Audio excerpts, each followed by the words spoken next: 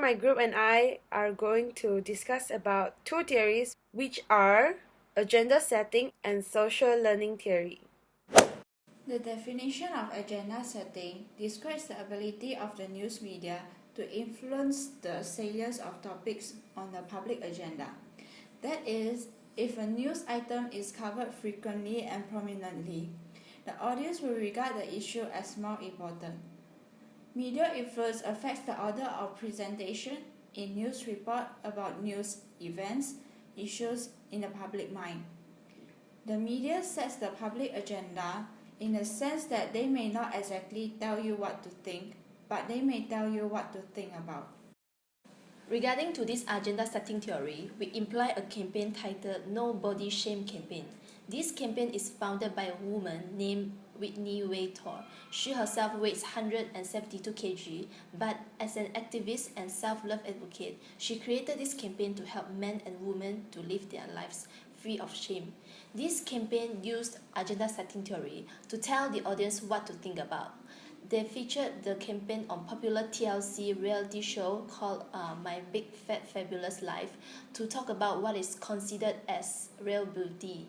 Videos of her dancing confidently, interviews and advertisement for body positivity connects her audiences to start living their best life now. Accept themselves as they are even if others do not.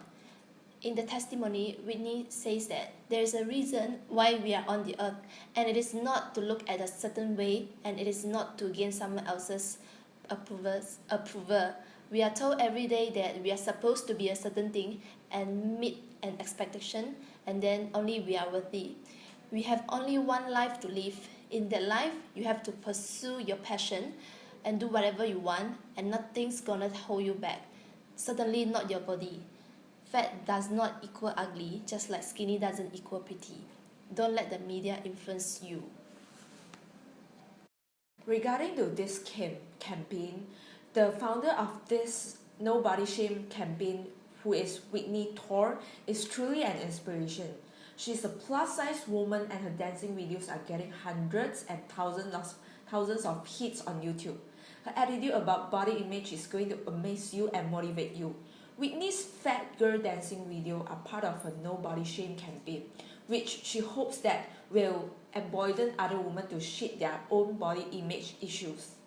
According to Whitney, culture norms, societal pressures of the fashion industry does not define her worth as a woman or even a human being.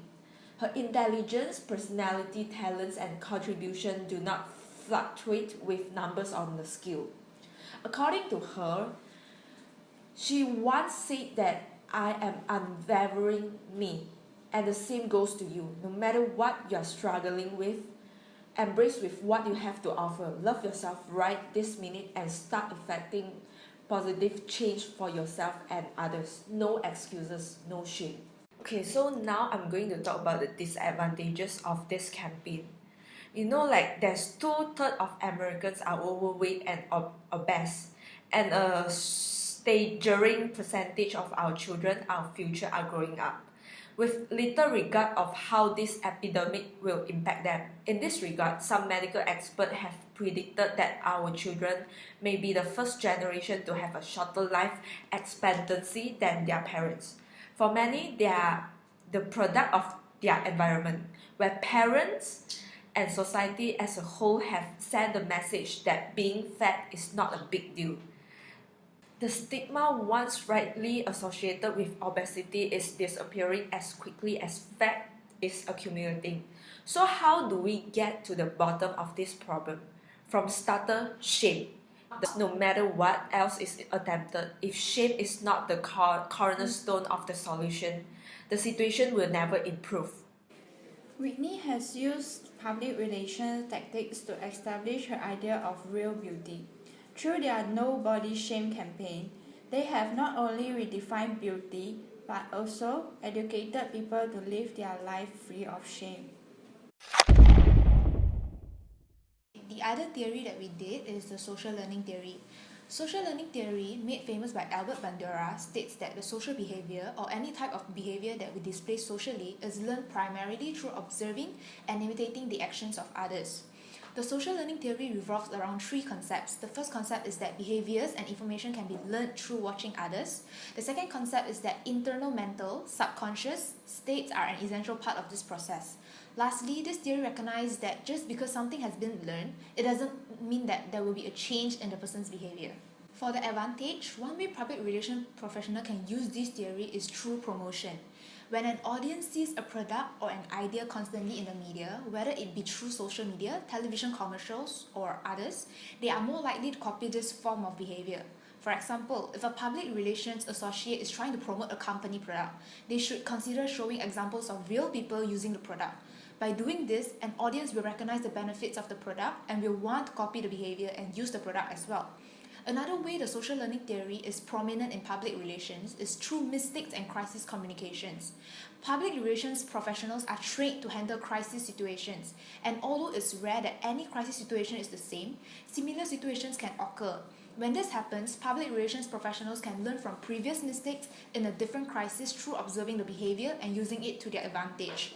An example of a campaign where the social learning theory was used is Dove's Real Beauty campaign.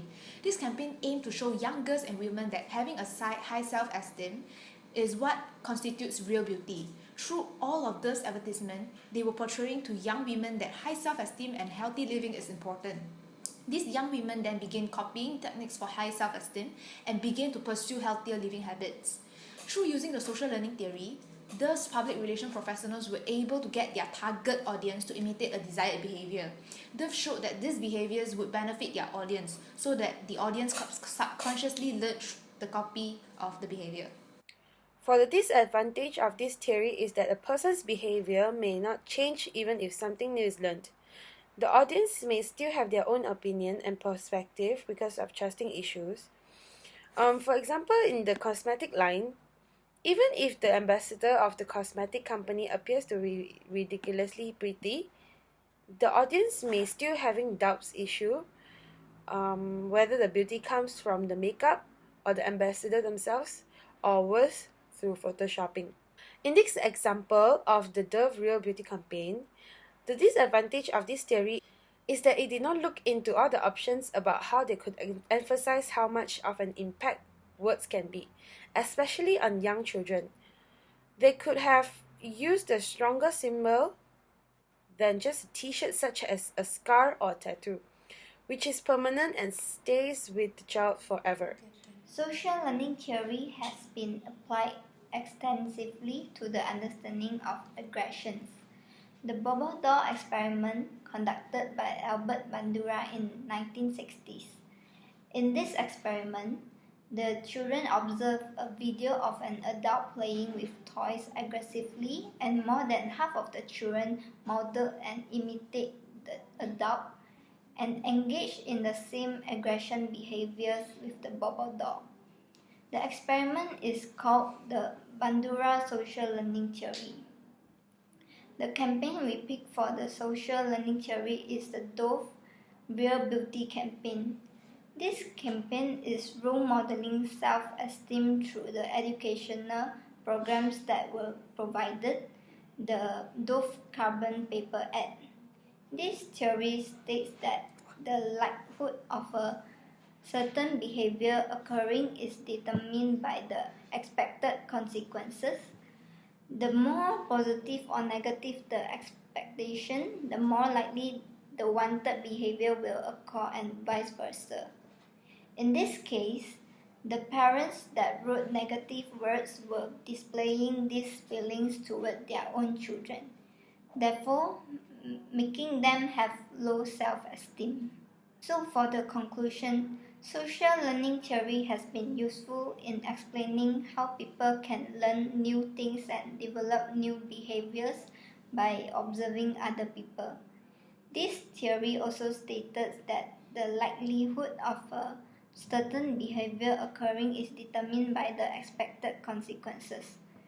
The Dove Real Beauty campaign created a print ad called Dove Carbon Paper ad to test people's memory by writing down the worst thing they remember being called in their childhood.